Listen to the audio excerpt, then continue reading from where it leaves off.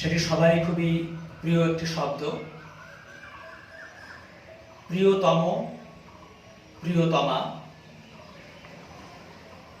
বা প্রিয়তমাসু, প্রিয়তমেষু। তো এখানে দুটো শব্দ আমি লিখেছি। প্রথমটি প্রিয়তমাসু, দ্বিতীয়টি প্রিয়তমেষু। এই দুটি শব্দ কোন কোন ক্ষেত্রে ব্যবহৃত হয় বা এই দুটি শব্দের মধ্যে কোনটি ঠিক বা কোনটি ভুল, এটা আমরা আজকে জানব। মূল শব্দ প্রিয়, তার সঙ্গে প্রিয়তম, প্রিয়তমা, তার সঙ্গে সু, একটা দন্তেশ্বয়ের সু, আরেকটি মূর্ধন্যস্বয়ের সু। তাহলে প্রিয়তমাসু, প্রিয়তমেষু, এই দুটি শব্দই কি সঠিক, নাকি দুটির যে কোনো একটা ভুল, একটা ঠিক? আমরা যদি দেখি এই দুটি শব্দই ঠিক, তবে যেহেতু দুটি শব্দই ঠিক, আমি টিক দিলাম। তবে এই দুটি শব্দের প্রয়োগের ক্ষেত্রে ভিন্নতা আছে। প্রিয়তমাসু আমরা ব্যবহার করি বা করব কোন জায়গায়?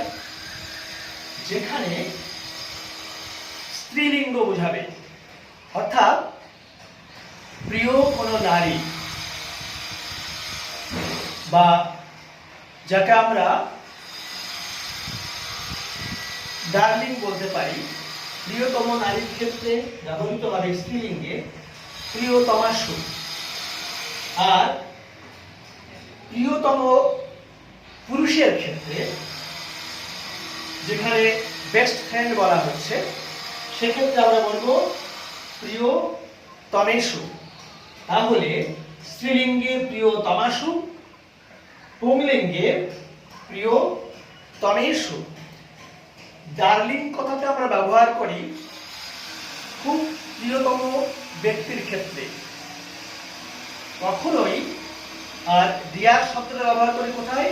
যেখানে বিজনেস পার্টনার কিংবা অ্যাথলেটিক পার্টনার বা স্বাভাবিক বন্ধুত্বের ক্ষেত্রে। তাহলে প্রিয়তম ব্যক্তির ক্ষেত্রে, প্রিয়তম বা প্রিয়তমার ক্ষেত্রে, নারীর ক্ষেত্রে প্রিয়তমাসু, প্রিয়তম যে পুরুষ তার ক্ষেত্রে প্রিয়তমাসু আমরা ব্যবহার করব। এই দুটো জিনিস তমাসু আর তমেষু সঠিকভাবে প্রয়োগ না করলে ব্যাকরণগতভাবে এবং লিঙ্গগতভাবে আমরা ভুল প্রয়োগ করব।